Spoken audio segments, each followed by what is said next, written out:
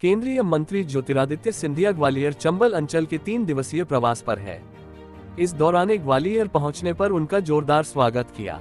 वहीं स्वागत के बाद ज्योतिरादित्य सिंधिया ने कहा, ग्वालियर के विकास के लिए आज बड़ा दिन है। आरओबी का शुभारंभ हुआ है, छात्रावास का उद्घाटन भी हुआ है। 5 साल का जो प्रयास थे वो भी पूरे हो रहे हैं। वेस्टर्न बाईपास भी मिला है, इससे ग्वालियर की रिंग रोड में भी मदद मिलेगी। गुना अशोकनगर में भी ग्वालियर की तर्ज पर आदर्श गौशाला बनेगी।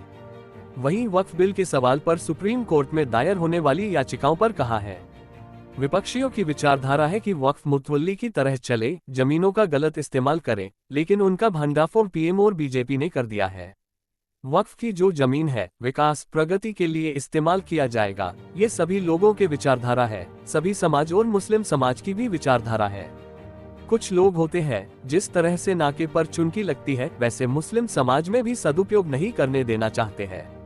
इसके साथ ही कांग्रेस के राष्ट्रीय अधिवेशन पर बोले सिंधिया ने कहा है, कांग्रेस पार्टी अपना अधिवेशन करें, प्रजातंत्र में सबको अधिकार है। वो अधिवेशन करते रहे, लेकिन माहौल जनता और आप हम बनाते हैं। ज्योतिरादित्य सिंधिया केंद्रीय मंत्री ने न्यूज घर तक चैनल को बताया। आज ग्वालियर के लिए बहुत बड़ी खुशखबरी कि जो आज हम लोगों का रेलवे ओवरब्रिज का उद्घाटन मुख्यमंत्री जी के हाथों द्वारा हुआ है। इसी के साथ 50 सीटर हमारे अनुसूचित जाति की हमारी बच्चियों के लिए भी एक हॉस्टल का उद्घाटन किया गया है। मैं धन्यवाद देना चाहता हूं। भविष्य में भी हमारा जो 5 साल का प्रयास था, जो कोविड के ज़माने में 2020 में हमने शुरू की थी कि पश्चिमी हाई बाईपास ग्वालियर का बने, 1347 करोड़ का गडकरी साहब ने स्वीकृत की है।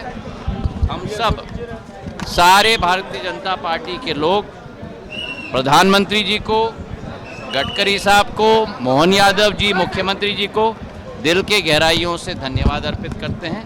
इससे पूरा रिंग रोड ग्वालियर का बनेगा और आज जो ग्वालियर पूर्वी क्षेत्र में विकास कर रहा था, अब स्टेडियम बनने के बाद और पश्चिमी बाईपास बनने के बाद पश्चिमी क्षेत्र में भी ग्वालियर विकास करता रहेगा। बहुत महत्वपूर्ण है। जैसे हम लोग ने आदर्श गौशाला राष्ट्र का ग्वालियर में स्थापित किया है, बायोगैस का प्लांट दिया है, वैसे ही अब गुना में भी और अशोकनगर को मत भूलिएगा आप, अशोकनगर में भी हमारा गौशाला की शुरुआत कल के दिवस पे होगी।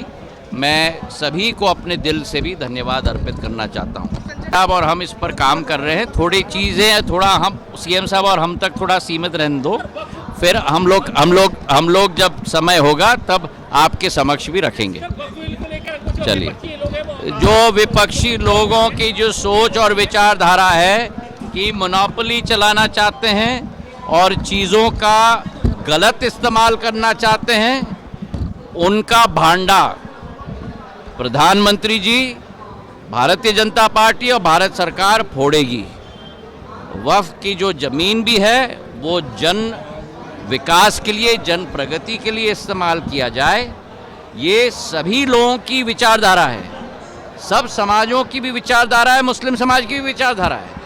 पर जो जैसे कहते हैं ना, नाके पर जो चुंगी लगाकर बैठे हुए हैं, जो मुस्लिम समाज में भी उसका सदुपयोग नहीं करने देना चाहते हैं, उनकी मोनोपोली को वक्फ बिल ने समाप्त किया है और पूर्ण स्वतंत्रता के साथ केवल समाज के लिए ही कार्य वक्फ में होगा, पर जनसेवा का कार्य होगा। रणनीति और माहौल तो जनता बनाती है और आप बनाते हो। हमारे काम पे मुख्यमंत्री जी के काम के आधार पर, प्रधानमंत्री जी के काम के आधार पर अब कांग्रेस पार्टी अपना अधिवेशन करे। हमारे प्रजातंत्र में हर राजनीतिक दल अपना अधिवेशन करने के लिए स्वतंत्र है, और अधिवेशन करते जाएं।